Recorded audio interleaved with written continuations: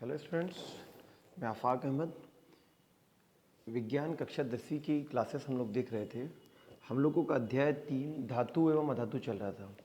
पिछले लेक्चर में हम लोगों ने धातुओं के साथ में विभिन्न अभिक्रियाएं देखी थी। आज हम लोग धातुओं की क्रिया जो है अधातुओं के साथ कैसे की जाती है और क्या रिएक्शन होता है वो आज हम लोग इस वीडियो में देखेंगे। इसको समझने से पहले हम लोग थोड़ा सा परमाणु संरचना समझ लेते हैं और फिर हम लोग आगे बढ़ते हैं।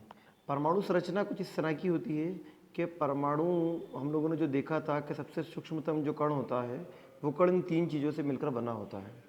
इसके जो बीच का हिस्सा होता है, सेंटर जो होता है, उसको नाभिक बोलते हैं। जो सेंटर का जो हिस्सा होता है उसको नाभिक बोलते हैं, नाभिक या न्यूक्लियस। इसको नाभिक या न्यूक्लियस बोलते हैं। इस नाभिक में 2 चीज़ें होती हैं, एक है प्रोटॉन और एक होता है न्यूट्रॉन। नाभिक में 2 चीज़ें होती हैं। ये जो नाभिक है इसमें 2 चीज़ें होती हैं, एक होता है प्रोटॉन और एक होता है न्यूट्रॉन। प्रोटॉन जो है वो पॉजिटिव चार्ज होता है और न्यूट्रॉन जो है वो न्यूट्रल होता है, उदासीन होता है। प्रोटॉन जो है उसके ऊपर पॉजिटिव चार्ज होता है, यानी वो धनात्मक होता है और न्यूट्रॉन जो है वो उदासीन और न्यूट्रल होता है, इसके ऊपर कोई चार्जेस नहीं लगे होते हैं। इसके आसपास में यानी परमाणु के नाभिक के परमाणु में नाभिक के पूरे आसपास में चारों तरफ में इलेक्ट्रॉन्स चक्कर लगाते रहते हैं। इसके चारों तरफ में इलेक्ट्रॉन चक्कर लगाते होते हैं। तो ये 3 चीज़ों से मिलकर हम लोगों का परमाणु बनता है, जिन्हें हम अवपरमाणुक बोलते हैं। ये अवपरमाणुक इलेक्ट्रॉन, प्रोटॉन और न्यूट्रॉन है। इसके नाभिक में प्रोटॉन और न्यूट्रॉन होते हैं। प्रोटॉन पॉजिटिव चार्ज होता है, न्यूट्रॉन जो है उदासीन होता है। इसके आसपास में चारों तरफ इलेक्ट्रॉन चक्कर लगाते हैं। इलेक्ट्रॉन नेगेटिव चार्ज होता है, इलेक्ट्रॉन नेगेटिव होता है ना। प्रोटॉन पॉजिटिव होता है और न्यूट्रॉन के ऊपर कोई चार्ज नहीं होता, उदासीन होता है, इसलिए उसके ऊपर 0 से साइन लगा के हम लोग इसको प्रदर्शित करते हैं। तो ये हम लोगों का परमाणु का संरचना होती है। आप किसी भी तत्व की बात करेंगे तो हर तत्व का परमाणु संरचना इसी तरह की होगी कि उसके नाभिक में प्रोटॉन और न्यूट्रॉन होंगे, उसके चारों तरफ आसपास में इलेक्ट्रॉन चक्कर लगा रहे होंगे। आप किसी भी तत्व का के परमाणु की बात कर लीजिए, सब में ये चीज़ सेम रहेगी। बस फ़र्क क्या होता है कि इसके नाभिक में उपस्थित प्रोटॉन और न्यूट्रॉन की संख्या बढ़ जाती है या कम हो जाती है, और इसके आसपास चक्कर लगा रहे इलेक्ट्रॉन की संख्या भी बढ़ जाती है या कम हो जाती है, तत्व से तत्व के बुनियाद पर। यानी एक तत्व में, किसी तत्व में प्रोटॉन न्यूट्रॉन संख्या कम होगी, किसी तत्व में ज़्यादा होगी। इसी तरह इलेक्ट्रॉन भी है, किसी तत्व में कम होंगे, किसी तत्व में ज़्यादा होंगे।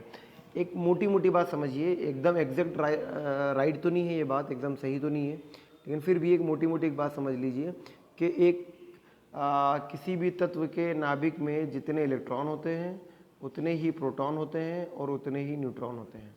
ठीक है, पूरी तरह सही चीज़ नहीं है, लेकिन आप इसको मान के चलिए कि ये तीनों चीज़ें बराबर नहीं लेकिन लगभग बराबर होती है ना। मतलब किसी किसी तत्वों में कुछ अलग भी होती है, लेकिन लगभग जो है तत्वों में लगभग ये तीनों चीज़ें आपस में बराबर होती है, यानी तीनों की तादाद जो है बराबर होगी।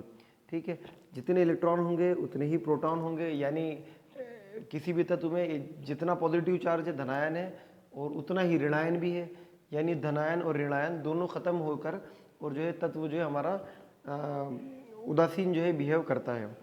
ठीक, हम लोगों ने यहाँ पर एक एग्जांपल लिया है सोडियम का। ठीक है, जब भी परमाणु संरचना बनती है तो ये इसका नाभिक हो गया जिसमें प्रोटॉन और न्यूट्रॉन है और इलेक्ट्रॉन इसके आसपास में चक्कर लगाएंगे। इसमें हम लोग अलग अलग कक्षाओं में इसको हम लोग बांट देते हैं। इसके जो इलेक्ट्रॉन होते हैं इनको अलग अलग कक्षाओं में बांट देते हैं, KLMN। इसकी 4 कक्षाएं हम लोगों ने बांट दिया। K में हमेशा 2 इलेक्ट्रॉन रहेंगे, बाकी LMN में जो है 8 इलेक्ट्रॉन मैक्सिमम होते हैं। K जो कक्षा होती है सबसे अंदर वाली, सबसे इनर वाली जो कक्षा होती है, इसमें 2 इलेक्ट्रॉन होते हैं। बाकी की जितने तत्व होते हैं उन सब में बाकी की जितनी कक्षाएं होती हैं उनमें मैक्सिमम 8 इलेक्ट्रॉन हो सकते हैं। दूसरी चीज़ समझिए कि जितने इलेक्ट्रॉन, यानी इस कक्षा में 2 इलेक्ट्रॉन हो सकते हैं, तो जब तक इसमें 2 इलेक्ट्रॉन पूरे नहीं होंगे तब तक इलेक्ट्रॉन अगली कक्षा में नहीं जाएंगे, है ना। सिंपल सा एग्जांपल समझिए कि एक क्लासरूम, एक स्कूल है, उसमें अलग अलग सीट अवेलेबल है। एक क्लास है उसमें 2 सीट है, फिर K नाम की क्लास है उसमें 2 सीट है, L नाम की क्लास है उसमें 8 सीट है, M नाम की क्लास है उसमें भी 8 सीट है, N नाम की क्लास है उसमें भी 8 सीट है। तो टीचर क्या करते हैं, कि पहले जब बच्चा आता है तो उसको बिठा देते हैं के नाम की कक्षा में, कि के कक्षा में इस बच्चे को बिठा दिया जाए। जब 2 बच्चे पूरे हो जाते हैं, वहाँ पर सीट अवेलेबल नहीं होती, तब बच्चे को एल कक्षा में भेज देते हैं कि आप एल में चले जाओ। जब एल में 8 बच्चे पूरी तरह आ जाते हैं और जगह और बच्चे फिर आने चालू होते हैं, जब पूरा हो जाता है एल कक्षा तो फिर बच्चे को जो है टीचर जो है नेक्स्ट कक्षा में भेज देते हैं, अगली कक्षा में भेज देते हैं, है ना, एम कक्षा में भेज देते हैं। ठीक है, और यहाँ पर भी इसी तरह से अगर ये कक्षा भी पूरी हो जाएगी तो टीचर जो है उसको अगली कक्षा में भेज देंगे। इन सब में 8-8 सीट अवेलेबल होती है, तो 8 बच्चे खाली यहाँ पर बैठ सकते हैं। तो आप बच्चे के तौर पर इलेक्ट्रॉन समझिए कि जैसे जैसे इलेक्ट्रॉन आते जाएंगे हम लोग इसको इसी तरह फिल करते जाएंगे। के कक्षा में 2 इलेक्ट्रॉन, है ना, और बाकी एल एम एन में 8-8 मैक्सिमम इलेक्ट्रॉन हो सकते हैं, है ना, मिनिमम हो सकते हैं कम, लेकिन कब, जबकि इसमें कक्षा में पूर्ण हो गया हो तो अगली कक्षा में चले जाएगा। लेकिन ऐसा नहीं होगा कि जो है के में 2 आ गए, एल में 4 लिए हमने और बाकी एम में पहुंचा दिए, ऐसा कभी नहीं होगा। के में 2 आएंगे, एल में 8 आएंगे, उसके बाद ही एम की तरफ या एन की तरफ आगे बढ़ेंगे। ठीक, वो लाइन से ही चलेगा। तो ये हुई हम लोग की परमाणु संरचना की बात। यहाँ पर हम लोगों ने एक एग्जाम्पल जो है सोडियम का लिया हुआ है। ठीक है, तो हम लोग खैर इसके बारे में आगे बात करने वाले हैं, तो मैं आप लोगों को आगे बताता हूँ, आप लोगों को टेबल के ज़रिए से और चीज़ आसानी से समझ में आ जाएगी। यहाँ पर कुछ तत्वों के इलेक्ट्रॉनिक विन्यास जो है दिए हुए हैं। यहाँ पर कुछ तत्वों के इलेक्ट्रॉनिक विन्यास दिए हुए हैं, उत्कृष्ट गैसें हैं, धातुएं हैं और अधातुओं के अलग अलग सारणी बनाई है और इनके जो है इलेक्ट्रॉनिक विन्यास यहाँ पर बनाए गए हैं। हम लोग ये अलग अलग कक्षाएं यहाँ पर देख रहे हैं, के है, एल है, एम है, एन है।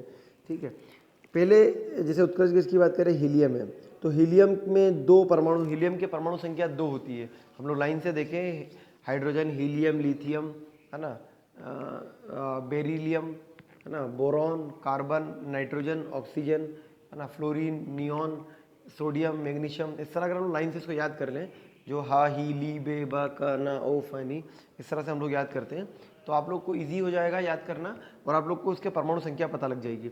तो जितनी उसकी परमाणु संख्या बोलते हैं उसके अंदर विद्यमान प्रोटॉन की संख्या, जितने प्रोटॉन होते हैं किसी परमाणु में, वही उसकी परमाणु संख्या कहलाती है।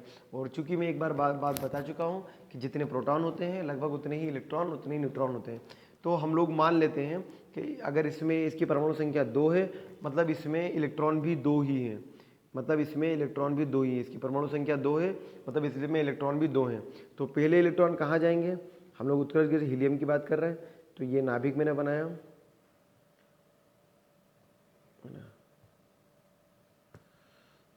ये एक मैंने नाभिक बनाया, पहली कक्षा मैंने बनाई। हीलियम में कितने इलेक्ट्रॉन है, 2, तो 1 इलेक्ट्रॉन यहाँ आ गया, 1 इलेक्ट्रॉन यहाँ आ गया। ठीक, ये हीलियम के 2 हो गए पहली कक्षा। के कक्षा में ज़्यादा से ज़्यादा 2 इलेक्ट्रॉन आ सकते हैं, 2 इलेक्ट्रॉन आ गए। अब ये किसी और के साथ में क्रिया नहीं कर सकता, क्यों, क्योंकि इसके इलेक्ट्रॉन पूर्ण हो चुके, इसके कक्षा में, बाहरी कक्षा में इलेक्ट्रॉन पूर्ण हो चुके, बाहरी कक्षा में अब कोई जगह बाकी नहीं है।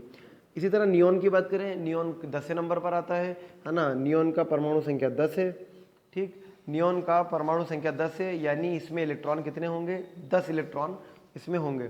तो 10 इलेक्ट्रॉन कैसे जमाए हम लोगों ने, के कक्षा में 2 जमाए, उसके बाद में हम लोगों ने एल में भेज दिए, एल में 8 हो गए, 8 और 2 10 कंप्लीट हो गए हम लोग के, अगली कक्षा में नहीं जाएंगे। तो ये 2 इलेक्ट्रॉन है, एक कक्षा और बनाई, ये के थी, ये एल है, एल में हम लोगों ने 8 इलेक्ट्रॉन जमा दिए, 1 2 3 4 5 6 7 और ये 8, ये 8 इलेक्ट्रॉन जमा दिए, 8 इलेक्ट्रॉन पूरे आ गए इसमें, है ना। के और एल, के भी पूर्ण है, एल भी इसका पूर्ण हो चुका। ठीक है, इसमें भी 8 इलेक्ट्रॉन आ गए। इसी तरह से आगे बढ़ेंगे, ऑर्गन के लिए बात करेंगे, तो ऑर्गन में टोटल 18 जो है परमाणु संख्या होती है, यानी 18 इलेक्ट्रॉन होते हैं। तो इसमें 2 और 8, 2 के में आ गए, 2 एल में आ गए, 2 के में आ गए, 8 एल में आ गए, यानी 10 इलेक्ट्रॉन तो हमारे पास यहाँ हो गए। बचे 8 इलेक्ट्रॉन है, वो हम लोग एम कक्षा की तरफ भेज देंगे। तो ये 8 इलेक्ट्रॉन एम कक्षा में चले जाएंगे और ये आखिरी वाली कक्षा भी जो है पूर्ण हो गई, क्योंकि एम में भी मैक्सिमम 8 इलेक्ट्रॉन आ सकते हैं। तो इस तरह से हम लोगों की ये जो गैसें हैं ये उत्कृष्ट गैसेस हैं, है ना, अक्रिय गैसेस हैं ये तीनों, हीलियम है, नियॉन है, ऑर्गन है।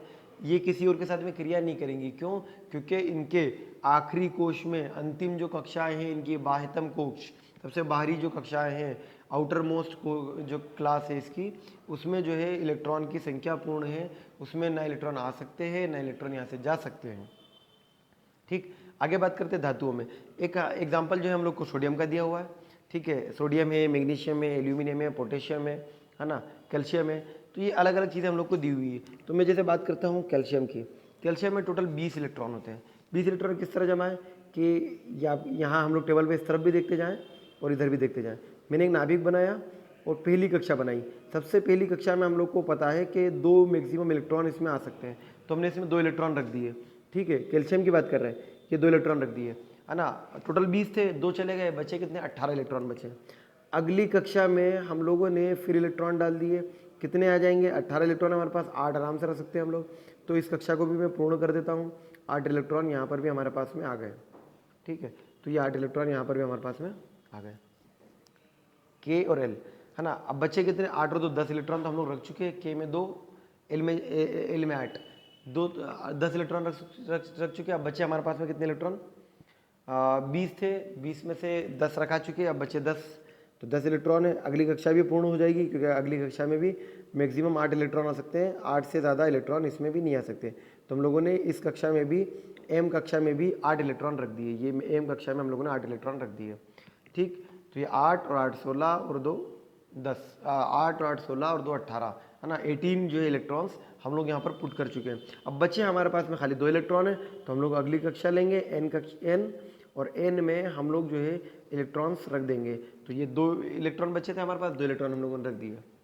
हम लोग देख रहे हैं कि इसके जो बाहर सबसे आउटर मोस्ट जो क्लास है, सबसे बाह्यतम जो कक्ष है, बाह्यतम जो कक्षा है, इसमें जो है इलेक्ट्रॉन की संख्या होना चाहिए 8, है ना। लेकिन इलेक्ट्रॉन यहाँ पर हैं 2, है ना। यानी ये 2 इलेक्ट्रॉन किसी और को देकर जो है किसी और को दे देगा और उसके साथ में बंद बना लेगा।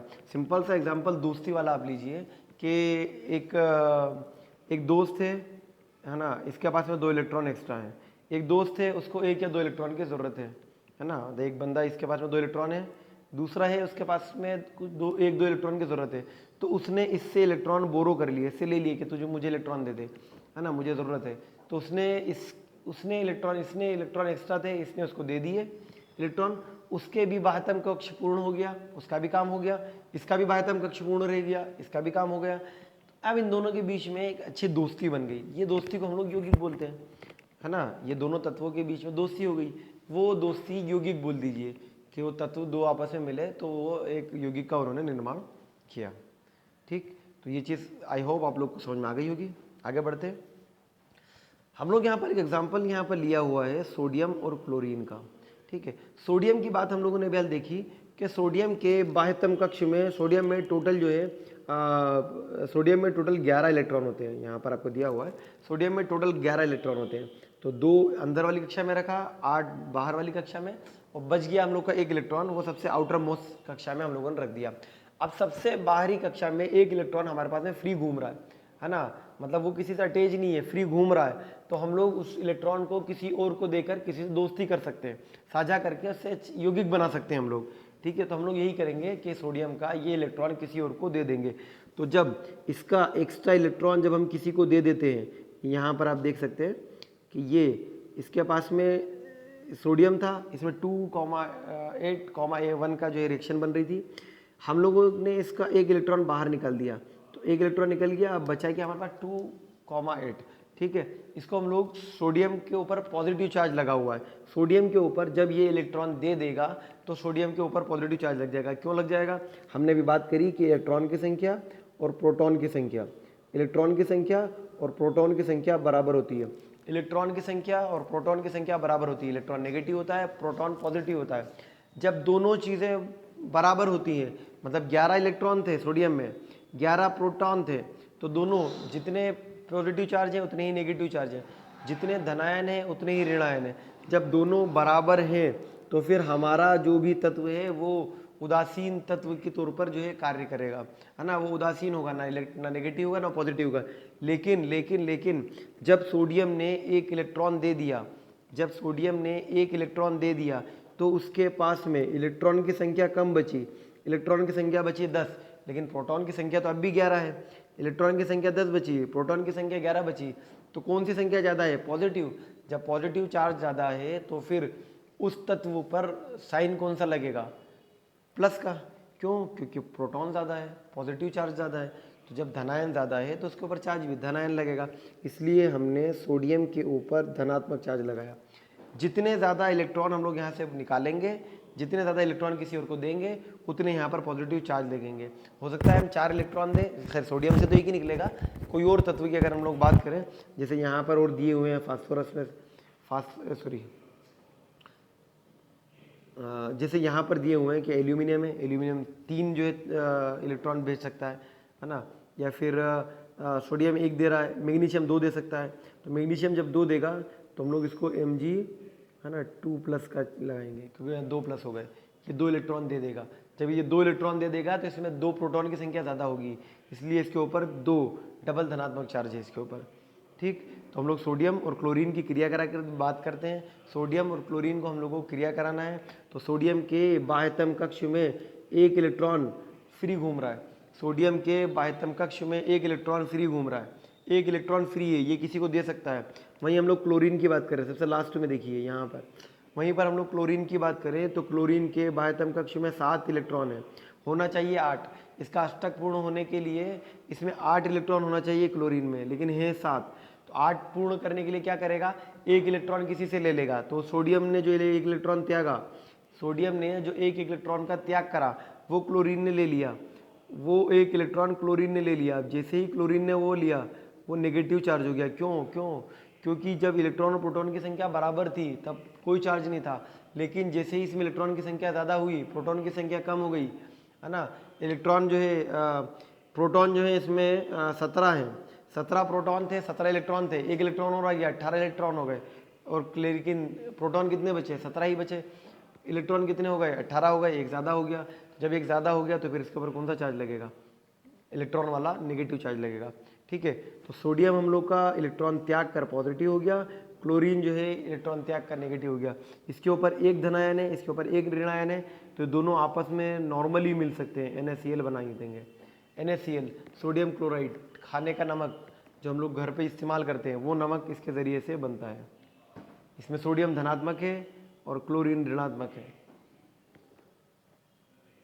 ठीक, ऐसे यौगिक जो धनात्मक और ऋणात्मक चार्ज के साथ आयन, धनात्मक आयन वाले और ऋणात्मक आयन वाले तत्वों को जिस यौगिक में मिलते हैं उनको जो है आयनिक यौगिक बोलते हैं। आयन से बना है, आयनिक यौगिक बोलते हैं, जो पॉजिटिव और नेगेटिव, क्योंकि 2 अलग अलग चार्जेस हैं, ये दोनों चार्जेस एक दूसरे को अपनी तरफ जो है आकर्षित करते हैं, एक दूसरे को अपनी तरफ खींचते हैं। इस तरह से ये लोग यौगिक बना लेते हैं। यहाँ पर हम लोगों को एग्जाम्पल में दिया हुआ भी है, ये हम लोग देख सकते हैं। सोडियम के ऊपर एक खाली घूम रहा था, क्लोरीन के बाह्यतम कक्ष में 7 इलेक्ट्रॉन थे, इसने अपना एक जो है इलेक्ट्रॉन इसको दे दिया, तो सोडियम पॉजिटिव चार्ज हो गया, क्लोरीन जो है नेगेटिव चार्ज हो गया। सोडियम के पास में कोई खाली जो है इलेक्ट्रॉन नहीं बचा, और क्लोरीन के पास में जो बाह्यतम कक्ष है वो भी पूर्ण तरह से पूर्ण हो गया।